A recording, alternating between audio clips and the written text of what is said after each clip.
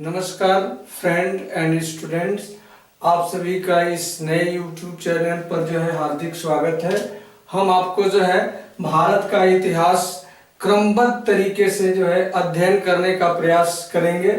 इसमें जो है भारत के इतिहास को एकदम बिल्कुल सिंपल तरीके से जो है समझने का प्रयास करेंगे, जिसमें भारत के इतिहास को जो है 3 पार्टों में बांटकर अध्ययन किया जाता है। जिसमें पहला आपका है प्राचीन भारत, दूसरा है मध्यकालीन भारत और तीसरा है आधुनिक भारत। प्राचीन भारत का हम अगर देखें तो जो प्राचीन भारत के अंतर्गत आता है तो आपका जो है सिंधु सभ्यता,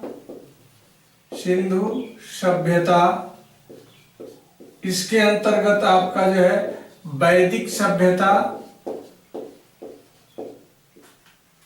और उसके बाद जो है वैदिक सभ्यता के बाद तब तक यह इतिहास प्राचीन इतिहास चलता है जब तक जो है मुगलों का आगमन नहीं हो जाता है। और जो है मध्यकालीन भारत की बात करें तो ये 1206 के बाद जब मुगलों का भारत में आगमन होता है तो वहां से मुगलों के काल को जो है हम मध्यकालीन भारत के नाम से जानते हैं। यानी 1206 से लेकर आपका जो है 1857 कहें या जो है यूरोपियों के आगमन तक जो है भारत का इतिहास मध्यकालीन भारत के इतिहास के नाम से जाना जाता है। उसमें इतिहासकारों में जो है मतभेद है। एग्जैक्ट हम इसका डेट नहीं निर्धारित कर सकते हैं कि कहां से कहां तक जो है प्राचीन भारत है और कहां से कहां जो है मध्यकालीन भारत है। इसीलिए आपको बताया गया कि मध्यकालीन भारत का इतिहास मुगलों के काल को जो है मध्यकालीन भारत का इतिहास के नाम से जानते हैं। और आधुनिक भारत की शुरुआत होती है आपका जो है यूरोपियों के आगमन से। इसमें भी इतिहासकारों में मतभेद है। कुछ इतिहासकार जो है यह बात कहते हैं कि जो है यूरोपियों के आगमन से न बल्कि जो है 1857 की क्रांति, आपने इस क्रांति के बारे में पढ़ा होगा। 1857 की क्रांति जो हुई वहां से जो है आधुनिक भारत की शुरुआत होती है। लेकिन दो तरह का इसमें कंट्रोवर्सी है। इसमें जो है कुछ इतिहासकार यूरोपियों के आगमन को जो है आधुनिक भारत की शुरुआत मानते हैं। कुछ इतिहासकार जो है 1857 की जो भारतीय के रूप में क्रांति हुई जो है आपका आधुनिक भारत के इतिहास के रूप में जो है जाना जाता है। तो ये आपका जो है रहा आपका प्राचीन भारत, मध्यकालीन भारत और आधुनिक भारत। इसका जो है केवल जो है ओवरव्यू आपको बताया गया है। अब आपको जो है ज्यादातर आप जितने भी कॉम्पिटिटिव एग्जाम में बैठते होंगे आपको ज्यादातर प्रश्न आपको देखने को जो मिलता है वो आपका आधुनिक भारत से देखने के लिए मिलता है। इसलिए हम जो है यहाँ पर जो है आधुनिक भारत से ही शुरुआत करते हैं और आधुनिक भारत से हम लोग शुरू करेंगे आपका यूरोपियों के भारत आगमन को लेकर। यहीं से जो है आपका जो है आधुनिक भारत की शुरुआत होती है।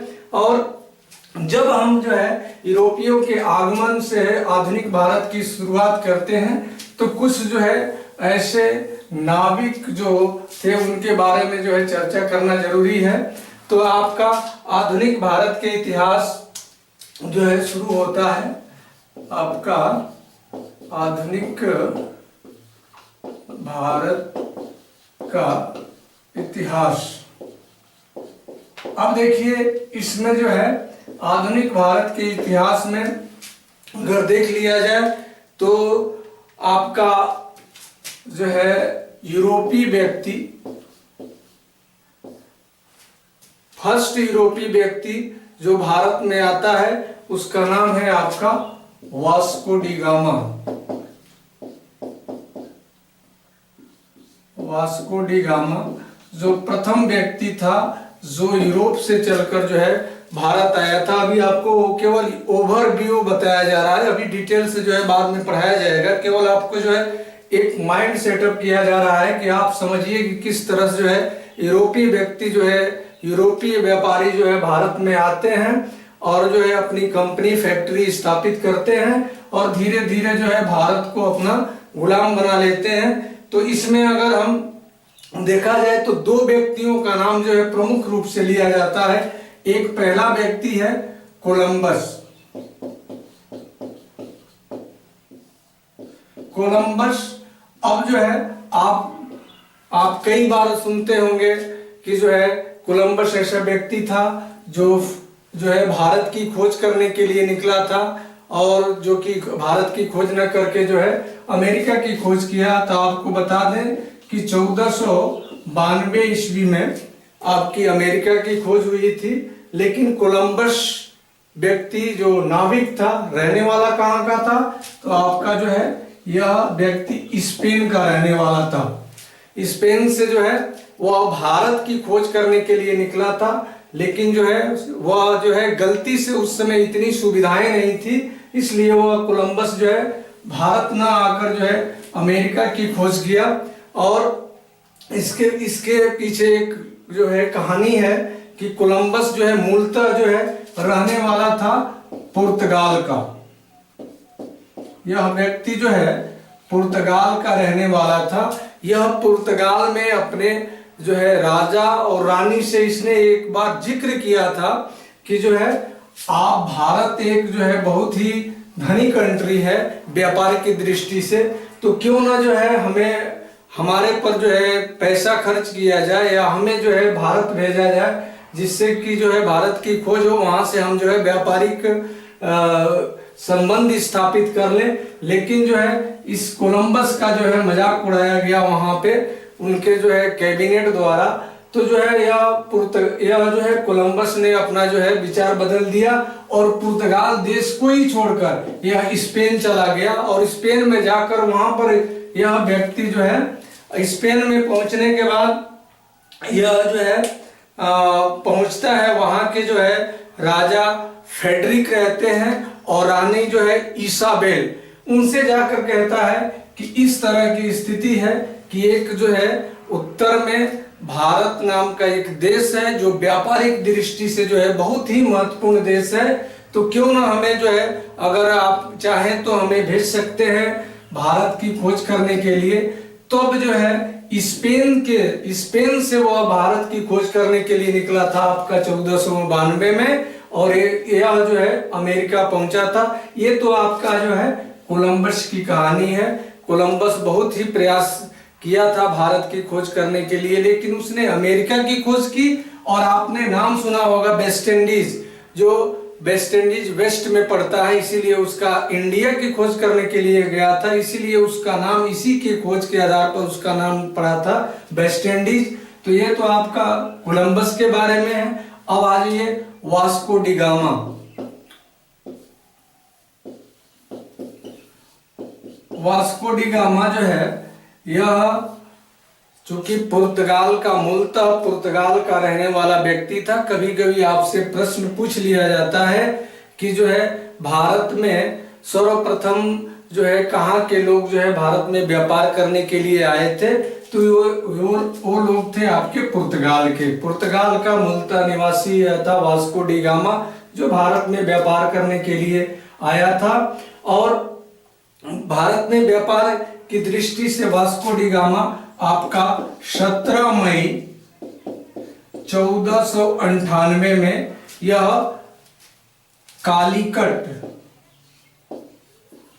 कालीकट नामक स्थान पर, जो आपका दक्षिण भारत में पड़ता है, केरल राज्य में जो है कालीकट नामक स्थान पर आया था। और एक आपको और तथ्य मैं आपको बता दूं कि यह कालीकट जो है पहुंचा था, तो उस समय कालीकट का जो शासक था जमोरिन जो मूलतः जो है आपको कहा जाए तो इसका नाम जो है जमोरिन नहीं था, बल्कि इसके वंश का नाम, ये भी नोट कर लीजिएगा, किताब में भी नहीं मिलता है, ये वंश का नाम था जमोरिन। उस जो है इस राजा का नाम नहीं मिलता है, बल्कि इस जमोरिन वंश का राजा था। इसीलिए किताबों में दे दिया जाता है कि जमोरिन नामक हिंदू शासक ने जो है वास्को डी गामा का जो है स्वागत किया। लेकिन जो है आया किस रास्ते से था, तो आप जो है साउथ अफ्रीका से होते हुए यह जो है ये भारत पहुंचा था कालीकट नामक स्थान पर। तो जो है यहाँ पर एक स्थान पड़ता है जिसको जो है केप ऑफ गुड होप कहा जाता है। केप ऑफ गुड होप, इस स्थान को कहा जाता है केप ऑफ गुड होप, क्योंकि जो है यह स्थान ऐसे जगह पर है कि जो है पहले लोग जो व्यापार करने के लिए आते थे तो जो हमारा अटलांटिक महासागर है उसको जो है घूम कर आते थे, लेकिन जो है इस आपका जो साउथ अफ्रीका का हिस्सा है इसी के किनारे किनारे यह स्थान आप केप ऑफ गुड होप पड़ता है। यहाँ पर यह व्यक्ति जो है आता है और इस यहीं पर जो है आपका एक ऐसे व्यक्ति से इसका मुलाकात होता है जो अब्दुल मनीज, देखिए ये भी किताबों में बहुत नहीं मिलता है, आपका अब्दुल मनीज नामक जो है ये आपका हमने खोजकर एनसीईआरटी से खोजा है। अब्दुल मनीज जो है एक ऐसा व्यक्ति था जिसने वास्को डी गामा की मदद किया था। इसी के साथ अब्दुल मनीज के साथ जो है वह भारत आया था। उसी ने भारत का जो है दक्षिणी हिस्से पर कालीकट नामक स्थान पर यह व्यक्ति जो है लेकर गया था वास्को डी गामा को। और जो है 17 मई 1498 में यह जो है कालीकट नामक स्थान पर पहुंचता है। वहां इसका जो है भव्य जमोरी नामक शासक जो है भव्य रूप से स्वागत करता है और स्वागत करने के बाद जो है कुछ दिनों तक जो है यह भारत में रहता है वास्को डी गामा। और चूंकि हमारा देश ही है जो है अतिथि देवो भव कहा जाता है, तो यहाँ पर जो है अतिथियों का स्वागत होता है। तो यहाँ पर जो है उसका भव्य रूप से स्वागत हुआ और स्वागत के बाद जो है जब पुनः जो है यह जो है यूरोप जाने लगा, यानी ये पुर्तगाल अपने देश जाने लगा, तो इससे जो है विदाई स्वरूप, जैसे आज भी प्रथा है लोग जो है विदाई स्वरूप कुछ न कुछ देते हैं, तो इसको जो है वास्को डी गामा को जो है विदाई स्वरूप जो है इसको कुछ मसाले, और उसने यह भी देखा कि यहाँ के राजा महाराजा जो है बहुत आभूषणों से युक्त महिलाएं, राजा सब आभूषण को पहने हुए हैं। तो उसको लगा कि हमारा यह देश जो है भारत, पहले कहा भी जाता था कि हमारा देश जो है सोने की चिड़िया है, तो इतने सोने के आभूषण पहने रहते थे जो भी महिलाएं थी या राजा थे आभूषण पहनते थे। और मसाला के रूप में यहाँ पर जो मसाले होते थे उसको देखा तो उसके दिमाग में आया कि इतना यूरोप में जहाँ मसालों की इतनी किल्लत है, मसाले जो है इतने ऊंचे दाम पर मिलते हैं, वहीं जबकि भारत में मसालों की कोई कीमत नहीं है, तो उसने जो है मसाला बहुत से मसाले के रूप में उसने लेकर गया, जो है उसको बहुत ही अधिक प्रॉफिट हुआ। जितना लेकर गया उससे 60 गुना, 60% नहीं बल्कि 60 गुना। आप सोचिए कि कितना मुनाफा हुआ। उस व्यक्ति को जो है 60 गुना, जो भी लेकर गया था उसका 60 गुना फायदा कमाया। और तब जो है उसके दिमाग में आया कि भारत जो है व्यापार की दृष्टि से इससे अच्छा कोई देश हो नहीं सकता है।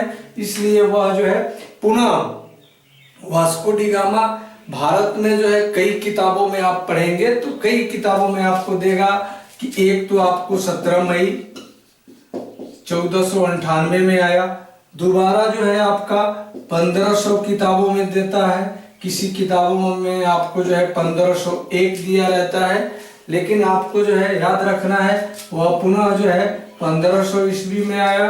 और जो है फिर 3 बार वह भारत आता है। पुनः जो है 1 साल तक जो है पुर्तगाल सरकार ने इस पर जो है ज्यादा कमाई का आरोप लगाकर इसको जो है भारत जाने से बैन लगा दिया था, तो यह पुनः रुक जाता है। फिर जो है तीसरी बार भारत वह आता है और भारत में व्यापार करता है, लेकिन उसके बाद वह यहीं पर व्यापार करते रह जाता है, पुनः जो है अपने पुर्तगाल देश नहीं जाता है, बल्कि यहीं पर भी उसकी मृत्यु भी हो जाती है वास्को डी गामा की। तो ये जो है आपका सिर्फ जो है ओवरव्यू है कि कैसे जो है यूरोपीय व्यक्ति जो है भारत आए, व्यापार किए और धीरे धीरे जो है किस तरह से जो है भारत को जो है अपना गुलाम बनाए। तो ये तो आपका जो है फर्स्ट टाइम पुर्तगाली व्यक्ति है, इतना दिमाग में रखिएगा। ये पुर्तगाल का रहने वाला था, तो पुर्तगाली व्यक्ति सर्वप्रथम जो है पुर्तगाली लोग आए। उसके बाद जो है आपका Dutch east India company, Dutch लोग जो है व्यापार करने के लिए आए। तीसरे नंबर पर आपके आते हैं, तीसरे नंबर पर आते हैं अंग्रेज।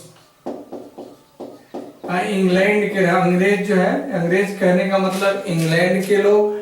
और चौथे नंबर पर आते हैं आपके डेनिश। और पांचवें नंबर पर जो है आपके आते हैं फ्रांसीसी। फ्रांसीसी से ही आप समझ रहे हैं कि फ्रांस के रहने वाले थे। तो जो है आप देख लीजिए, पुर्तगाली का मतलब उसी देश से, इसी से ही आप शब्द से ही समझ रहे हैं कि पुर्तगाल के रहने वाले व्यक्ति थे। दूसरे नंबर पर आते हैं आपके डच जो है आपके हॉलैंड या कहे नीदरलैंड। तो आपको जो है ज्यादा देश के बारे में बताने की जरूरत नहीं है। हॉलैंड के ये रहने वाले थे डच।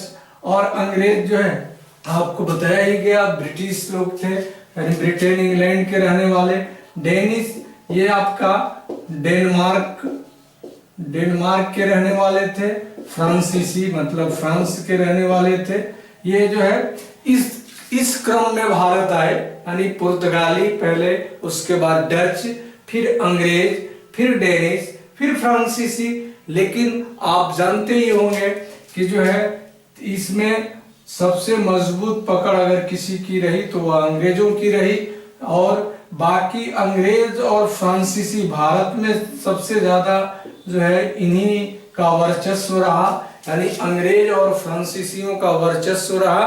यानी तीसरे नंबर पर और पांचवें नंबर पर आने वाली कंपनी जो है, इन्हीं के बीच जो है ज्यादा व्यापार को लेकर होड़ हुई। और इस होड़ में जो है इंग्लैंड आगे निकलता है, इन सभी देशों के व्यापारियों को हराकर अपना वर्चस्व स्थापित कर लेता है। और धीरे धीरे आने वाला आपका जो है वह चाहे आपका जो है 18 धीरे धीरे 1757 तक आते आते जो है अंग्रेज लोग जो है भारत को पूर्णतः जो है गुलाम बना लेते हैं। और जो है आप अब जो है आपको जो है एक एक जैसे पुर्तगालियों के बारे में पूरा डिटेल से, उनके गवर्नर, पुर्तगाली, डच, अंग्रेज, डेनिश, फ्रांसीसी, सबके बारे में जो है डिटेल से पढ़ाया जाएगा। ये आपका सिर्फ जो है आपका ओवरव्यू रहा है। नेक्स्ट वीडियो में जो है आप सभी को इसमें जो है डिटेल रूप में आपको फ्रांसीसी, डच, अंग्रेज, डेनिश और फ्रांसीसियों के बारे में जो है पढ़ाया जाएगा। आपको वीडियो अच्छा लगे तो लाइक कमेंट जरूर करिएगा। धन्यवाद।